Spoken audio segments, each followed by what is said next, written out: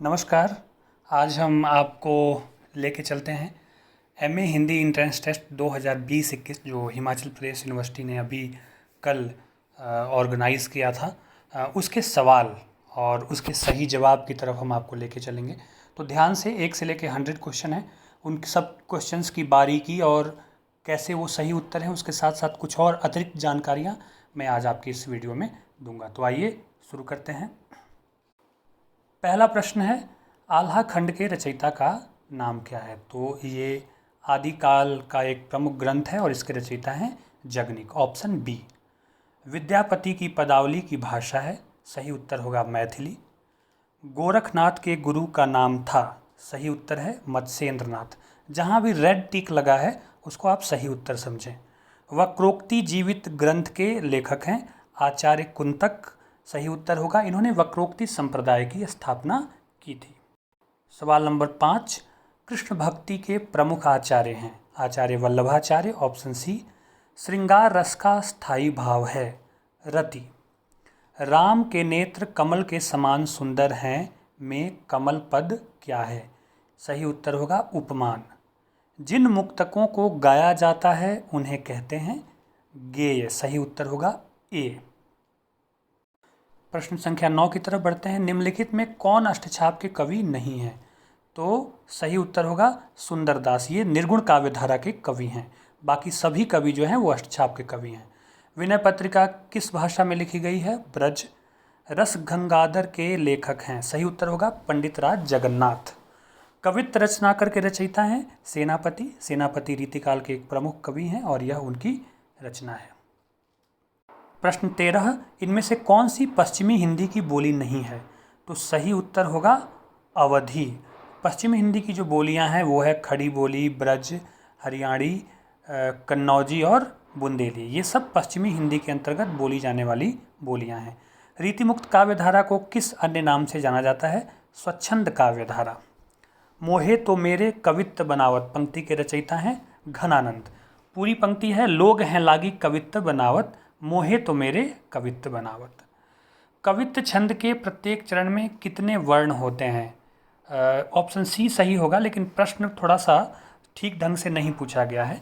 साधारण अर्थ में कविता को ही कवित्त कहते हैं। इसमें प्रत्येक चरण में 8, 8, 8 और 7 के विराम से कुल 32 अक्षर होते हैं। प्रश्न संख्या 17, निम्नलिखित में से कौन सा अनुप्रास का भेद नहीं है? तो सही उत्तर होगा वर्णानुप्रास। अनुप्रास के कुल 5 भेद हैं अलंकार के, अनुप्रास अलंकार के। छेकानुप्रास, वृत्त्यानुप्रास, लाटानुप्रास, श्रुत्यानुप्रास और अंत्यानुप्रास, ये कुल 5 भेद हैं। प्रश्न 18, अंग्रेज राज सुख साज सजय सब भारी, पैधन विदेश चली जाता है तिखवारी। ये पूरी पंक्ति है और इस पंक्ति के लेखक हैं भारतेंदु हरिश्चंद्र। निम्नलिखित में से कौन सी रचना जायसीकृत नहीं है? तो ऑप्शन सी होगा मधुमालती, क्योंकि इसके लेखक हैं मंझन। बाकी पद्मावत, अखरावत और चित्ररेखा ये सब, आखिरी कलाम, ये सब जायसी की रचनाएं हैं। डेजर्टेड विलेज का उजड़ ग्राम नाम से अनुवाद किस हिंदी लेखक ने किया? सही उत्तर होगा श्रीधर पाठक। 1889 में इसका अनुवाद हुआ और इसके डेजर्टेड विलेज के जो मूल रचनाकार लेखक हैं वो थे गोल्डस्मिथ साहब। आगे बढ़ते हैं। सुमित्रानंद पंत का जन्म वर्ष क्या है? 1900 में इनका जन्म हुआ और 1977 में इनकी मृत्यु हुई थी। सुखमय जीवन कहानी के रचनाकार हैं चंद्रधर शर्मा गुलेरी। सच्ची वीरता नामक निबंध के लेखक हैं सरदार पूर्ण सिंह। निम्नलिखित में से कौन सा नाटक सुरेंद्र वर्मा कृत नहीं है? तो आप देखें 8वां सर्ग भी उनका है, सूर्य की अंतिम किरण से सूर्य की पहली किरण तक ये भी सुरेंद्र वर्मा का है, और द्रौपदी भी है। तिलचट्टा नाटक उनका नहीं है, क्योंकि तिलचट्टा नाटक के लेखक हैं मुद्रा राक्षस। प्रश्न 25, परिंदे कहानी किसकी रचना है? बहुत प्रसिद्ध कहानी संग्रह है निर्मल वर्मा। पैर तले की जमीन के लेखक हैं मोहन राकेश। और आपको बता दूं कि मोहन राकेश का यह नाटक अधूरा रह गया था। क व्यंजन किस प्रकार की ध्वनि है? उत्तर होगा सघोष अल्प प्राण। प्रत्येक वर्ग का पहला, तीसरा और 5वां वर्ण जो होता है वो अल्प प्राण होता है, और घोष जो होता है वह तीसरा, चौथा और 5वां वर्ण होता है। तो आप जिसमें देखें तो इसका सही उत्तर होगा आपका क सघोष अल्प प्राण है। बाणभट्ट की आत्मकथा किस विधा में लिखी गई रचना है? यह हजारी प्रसाद द्विवेदी की रचना है और यह एक बहुत ही महत्वपूर्ण उपन्यास है। प्रेम पर लिखे गए हिंदुस्तान में जितने भी खूबसूरत उपन्यास होंगे उनमें से एक उपन्यास यह भी है।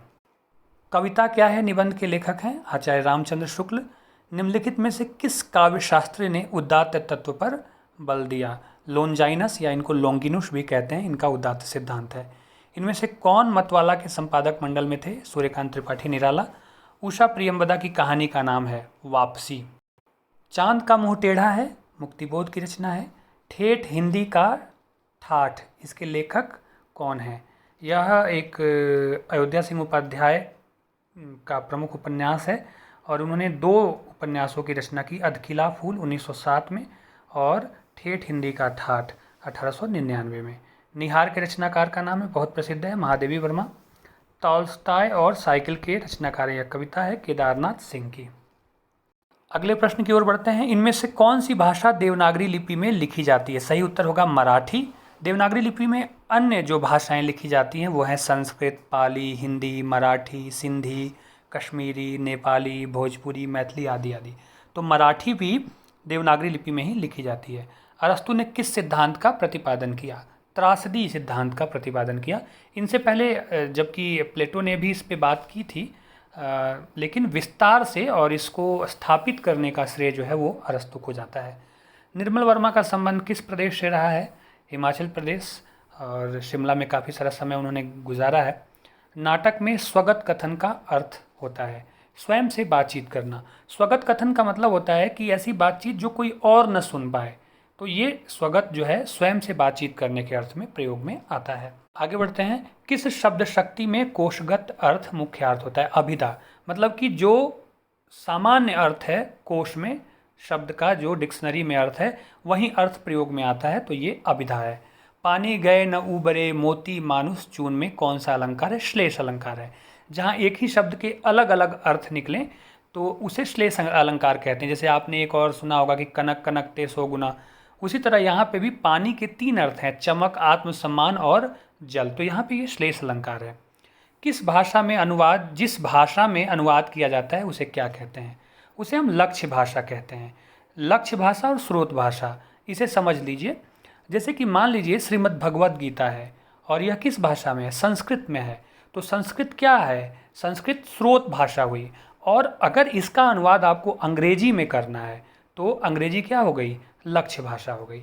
तो मूल रचना जिस भाषा में है वह स्रोत भाषा होती है और जिस भाषा में उसका अनुवाद करना है वह भाषा लक्ष्य भाषा हो जाती है। निम्नलिखित में से शुद्ध शब्द क्या है? ऑप्शन बी सन्यासी, इसका सही उच्चारण होता है। विशिष्ट पद रचना रीति किस आचार्य का कथन है? तो आचार्य वामन इसका यह कथन है। जिंदगी नामा के रचनाकार का नाम है कृष्णा सोबती। आवारा मसीहा किस विधा की रचना है? यह जीवनी है और यह उपन्यासकार शरद चंद्र की जीवनी है जिसे विष्णु प्रभाकर ने लिखी थी। और आपको बता दूं कि विष्णु प्रभाकर आवारा मसीहा लिखकर बहुत प्रसिद्ध हुए थे और विष्णु प्रभाकर ने ये जीवनी लिखने के लिए बांग्ला भाषा सीखी थी, खास तौर पे शरद चंद्र की जीवनी लिखने के लिए। तो बहुत रोचक किस्से हैं इस जीवनी से संबंधित। नई कविता और अस्तित्ववाद पुस्तक के लेखक हैं डॉक्टर रामविलास शर्मा। निम्नलिखित में से कौन सा शब्द हिंदी में मिथक का समानार्थी नहीं है? सही उत्तर होगा डी दृष्टांत। दृष्टांत का मतलब होता है किसी विषय को समझाने के लिए उसके समान किसी दूसरी बात का कथन। बाकी सब का अर्थ मिथक के संदर्भ में प्रयोग होता है, पुराख्यान, कल्पना, कल्पकथा इत्यादि। भारतेंदु के निम्नलिखित नाटकों में से कौन सा अनुदित नाटक है? तो भारत दुर्दशा, अंधेर नगरी और नील देवी, ये तीनों जो हैं उनके मौलिक नाटकों में आते हैं। विद्या सुंदर जो है उसका उन्होंने अनुवाद किया था, जो कि ये संस्कृत के चौर पंचाशिक का बांग्ला अनुवाद है। यथार्थ का तात्पर्य है सूक्ष्म चेतना। निम्नलिखित में से कौन सी रचना नाटक नहीं है? तो उत्तर होगा सी अशोक की चिंता। यह कविता जयशंकर प्रसाद की है और यह कविता आधारित है कि अशोक ने जब कलिंग पर आक्रमण किया था और विजय प्राप्त की थी तो उसके बाद बहुत सारे लोग मारे गए थे और जो रक्तपात हुआ था, जो खून खराबा हुआ था, उससे अशोक का हृदय परिवर्तित हो गया। तो इसी संदर्भ में ये कविता जयशंकर प्रसाद ने लिखी है। लहर किस कवि की रचना है? जयशंकर प्रसाद, बहुत प्रसिद्ध रचना है। निम्नलिखित में से किस लेखक को ललित निबंधकार के रूप में जाना जाता है? हजारी प्रसाद द्विवेदी।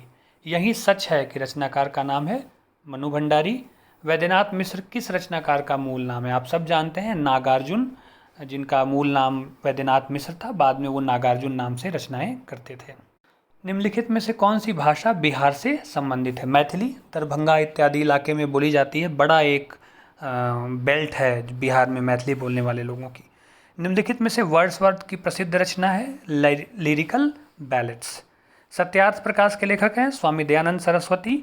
ऋणजल धनजल किसकी रचना है? ये फणीश्वर नाथ रेणु की रचना है कि जो कि 1977 में प्रकाशित हुई थी। बंगाल के अकाल पर, बंगाल में जो अकाल आया था उसको केंद्र में रख करके ये रचना उन्होंने की थी। निम्नलिखित में से कौन सा अनुवाद का प्रकार नहीं है? शब्दानुवाद, भावानुवाद, छायानुवाद, ये तीनों अनुवाद के प्रकार हैं। गुणानुवाद अनुवाद का प्रकार नहीं है। निम्नलिखित में से नई कविता से जुड़े लेखक हैं जगदीश गुप्त। अरुण कमल समकालीन दौर के कवि हैं, और बाकी आप हरिवंश राय बच्चन और रामधारी सिंह दिनकर ये छायावादोत्तर दौर के ये कवि हैं। हरिशंकर परसाई ने मुख्यतः किस विधा में लेखन किया? बड़े मशहूर व्यंग्यकार थे, तो व्यंग्य की रचनाएं इनकी बहुत अधिक हैं। निम्नलिखित में से कौन सी रचना गीति नाट्य है? अंधा युग, जो कि महाभारत और अश्वत्थामा उसका प्रमुख पात्र है, तो धर्मवीर भारती का यह गीति नाट्य है अंधा युग। आगे बढ़ते हैं। इनमें से कौन कौन भाषा विकास के अध्ययन का आधार नहीं होता है? काव्यशास्त्र। निम्नलिखित में से कौन प्रेम मार्गी सूफी कवि नहीं है? तो मलूक दास, आप सबको पता होगा कि मलूक दास निर्गुण काव्यधारा के अंतर्गत आने वाले एक प्रमुख कवि हैं। मेरो मन अनंत कहा सुख पावे, किस कवि की पंक्ति है? सूरदास की पंक्ति है, बहुत प्रसिद्ध पंक्ति है। कहते हैं सूरदास की, मेरो मन अनंत कहाँ सुख पावे, जैसे उड़ी जहाज को पंछी फिर जहाज पर आवे। बहुत सुंदर पंक्ति है, कृष्ण को समर्पित करके लिखी गई पंक्ति है। इन रीतिकालीन कवियों में से कौन आचार्य कवि नहीं है? आलम, आप सब जानते हैं कि आलम स्वच्छंद काव्यधारा के कवि हैं। रीति मुक्त स्वच्छंद काव्यधारा जो प्रेम मार्गी धारा थी, जिसमें कि घनानंद और बोधा ठाकुर आते हैं, तो ये आलम इसका उत्तर होगा। इनमें से कौन सी रचना अज्ञेय का काव्य संग्रह नहीं है? इत्यलम, बावरा, हेरी, आंगन के पार द्वार, ये सब अज्ञेय की रचना है। सृष्टि पर पहरा, ये केदारनाथ सिंह की रचना है। अर्चना काव्य कृति के रचनाकार है सूर्यकांत त्रिपाठी, निराला प्रसिद्ध रचना है। मेलोड्रामा का अर्थ है अति नाटकीय कथन। निम्नलिखित में से कौन सा बिंब का प्रकार नहीं है? तो सही उत्तर होगा कर्णबिंब। बिंब में कर्ण नहीं आता है। संसद से सड़क तक किसका काव्य संकलन है? धूमिल का काव्य संकलन है, 1972 में प्रकाशित हुआ था। निम्नलिखित में से कौन सा शब्द प्रयत्न का पर्याय है? तो प्रयास उत्तर होगा। इनमें से कौन सा शब्द प्रकाश का विपरीतार्थक नहीं है? तो सही उत्तर होगा आलोक। आलोक का मतलब ही प्रकाश ही होता है। गबन की मुख्य पात्रा है जल्पा। आपको पता होगा प्रेमचंद का एक प्रमुख उपन्यास है, आप सबने नाम सुना होगा। गीत फरोश के रचनाकार का नाम है, थोड़ा टाइपिंग मिस्टेक है, गीत फरोवा हो गया है। भवानी प्रसाद मिश्र की एक प्रमुख कविता है, आप सबने बीए फाइनल ईयर में पढ़ी होगी कि जी हाँ हुजूर मैं गीत बेचता हूँ, मैं तरह तरह के गीत बेचता हूँ, आपको याद हो। निम्नलिखित में से कौन सा अंक अनेकार्थी शब्दों में से नहीं है? अनेकार्थी शब्द का अर्थ होता है एक ही शब्द जो अलग अलग अर्थ रखते हैं। तो नाटक का अंक जो है अनेकार्थी नहीं है, क्योंकि यह सिर्फ नाटक का अंक में यह स्पष्ट है कि नाटक जो अंक है वह नाटक के लिए ही प्रयोग हो रहा है। इनमें से कौन सरस्वती पत्रिका के संपादक रहे हैं? सही उत्तर होगा आचार्य रामचंद्र शुक्ल। निम्नलिखित में से कौन सी कविता मुक्तिबोध की कविता नहीं है? तो सही उत्तर होगा असाध्य वीणा। असाध्य वीणा अज्ञेय की एक बहुत ही प्रसिद्ध और लंबी कविता है। ठाकुर का कुआं कहानी में कुएं से पानी लाने कौन जाता है? गंगी जाती है, गंगी और जोखों की कहानी है। शुद्ध कविता की खोज किस लेखक की कृति है? रामधारी सिंह दिनकर। इनमें से कौन प्रेम का पीर कवि माना जाता है? आप सबको पता होगा घनानंद प्रेम के पीर कवि के रूप में प्रसिद्ध हैं। और आपको बता दूं कि जायसी को भी प्रेम का पीर कवि कहा जाता है। मधुआ कहानी में कथाकार की सहानुभूति किसके प्रति है? शराबी के प्रति है। शराबी को केंद्र में रखकर लिखी गई एक बहुत ही प्रसिद्ध कहानी है प्रसाद जी की। आधे अधूरे नाटक के लेखक हैं मोहन राकेश। इनमें से कौन सा पारिभाषिक शब्द फाइनेंशियल ईयर के लिए प्रयुक्त होता है? वित्त वर्ष। Option B. निम्नलिखित में से कौन सा वाक्य शुद्ध है? यहाँ भी उत्तर बी होगा, आप चाय पीजिए। नूतन शब्द का विलोम है पुरातन। नूतन मतलब होता है नया, तो इसका विलोम होगा, उल्टा होगा पुरातन। कला सत्य से दोगुनी तिगुनी दूर होती है, कथन किसका है? प्लेटो का है। प्लेटो का पता होगा कि आपको काव्य विरोधी मानते थे और उनको लगता था कि जो साहित्य है, जो कलाएं हैं, वो मनुष्य को भावनात्मक रूप से कमज़ोर बनाती हैं। तो ये उनका ही कथन है। औचित्य संप्रदाय के प्रवर्तक आचार्य हैं आचार्य क्षेमेंद्र, है ना। तो बहुत बड़ा नाम है आचार्य क्षेमेंद्र। मैथिली शरण गुप्त ने यशोधरा को किस विधा की रचना कहा है? चंपू काव्य। आप जानते हैं कि चंपू काव्य वह काव्य होता है जिसमें गद्य और पद्य मिश्रित रचना जो होती है वो उसे हम चंपू काव्य कहते हैं। भूषण निम्नलिखित में से किस रस की कविता लिखने के लिए प्रसिद्ध हैं? वीर रस के कवि थे और रीतिकाल के कवि हैं। इन्होंने छत्रसाल दशक और शिवा बावनी शिवाजी को और छत्रसाल को समर्पित उनकी वीरता में इन्होंने कविताएं की है। तो भूषण वीर रस के प्रमुख कवि। मात्रा के आधार पर दोहा निम्नलिखित में से किस प्रकार का छंद है? अर्ध सममात्रिक छंद। दोहा में 2 पंक्ति और 4 चरण होते हैं जो कि अर्ध सममात्रिक छंद होता है। इनमें से कौन सा कवि कुंडलिया छंद में कविता लिखने के लिए जाना जाता है? गिरधर। गिरधर बहुत ही प्रसिद्ध कवि हुए कुंडलिया छंद लिखने के मामले में। व्यंजना शब्द शक्ति में कौन सा अर्थ मुख्य होता है? तो व्यंग्यार्थ होगा। व्यंजना वहाँ होता है कि जहाँ मुख्य और लक्ष्य अर्थ से भिन्न अर्थ का बोध होता है। ठीक है, कि कहा कुछ और जा रहा है ना, और उसका अर्थ कुछ और निकलता है, तो व्यंग्य है यह मुख्यतः। निस्दिन बरसत नयन हमारे में सूरदास ने किस रस की सृष्टि की है? श्रृंगार रस होगा, क्योंकि श्रृंगार की 2 अवस्थाएं होती हैं, संयोग और वियोग।